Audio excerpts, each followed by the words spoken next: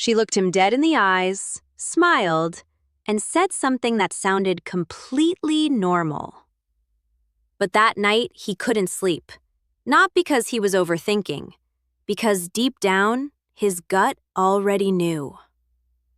I'm a female psychologist, and what I'm about to break down today, most men will never hear this from anyone in their life, because nobody teaches men how to listen, really listen to what a woman is actually telling them. Stay with me, because by the end of this video, you're going to look back at past relationships and finally say, "Oh, that's what was happening." Here's the thing nobody wants to say out loud. Words don't always mean what they sound like. And in relationships, the most dangerous sentences are the ones that sound totally fine on the surface. Today, I'm giving you 5 sentences, real sentences that women say. And if you hear any of them, psychology says, don't negotiate, don't wait, walk. Not because she's a bad person, but because staying will cost you something you can't get back. Let's get into it. I'm not really looking for anything serious right now. Bro, I need you to hear this differently. Most guys hear that and think, okay, I'll just be patient. I'll show her I'm different.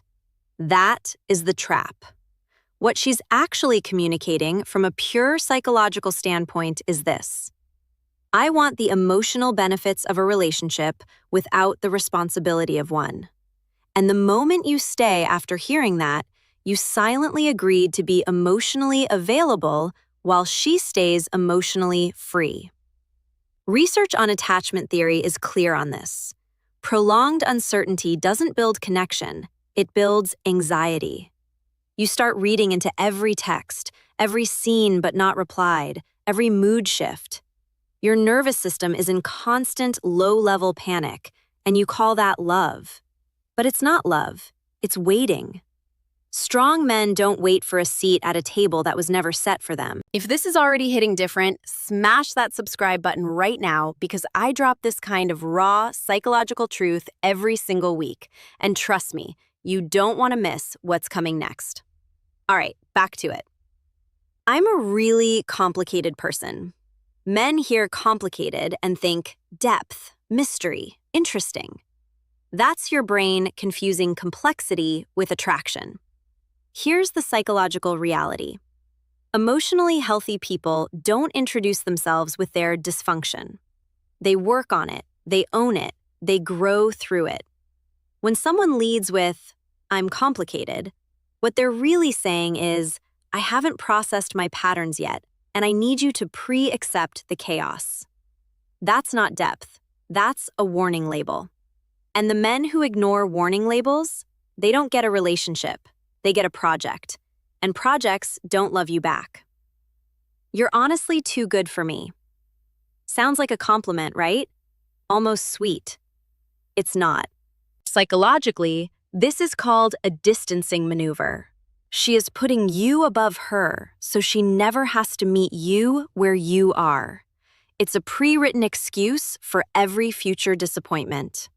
When she pulls back, when she's inconsistent, when she ghosts, the story's already been set. I told you, I warned you. And here's what's wild. Men who hear this often develop a savior complex. They think, my love will be enough to change how she sees herself. Bro, attraction doesn't grow from rescue missions. It grows from mutual respect and equal energy. You cannot love someone into believing they deserve you. All of my exes were toxic. Now, I'm not defending toxic exes. Bad people exist, that's real. But here's what psychology says about patterns. When every single past relationship was someone else's fault, that's not bad luck. That's a missing piece called self-reflection. Growth requires ownership, not just of the pain, but of the patterns. If she can't ask herself, what role did I play? She can't grow past it. And if she can't grow past it, you don't become her partner, you become her next story. Yo, if this video is making you think about someone specific right now, you're not alone. Drop their initials in the comments, just the initials, and hit subscribe because the next part, this is where most men finally connect all the dots. I don't really like labels. This one right here, men accept this because they don't want to seem controlling or needy, so they play it cool. They stay chill. But wanting definition is not controlling. It's called being intentional. Here's what's happening neurologically when you live in undefined territory.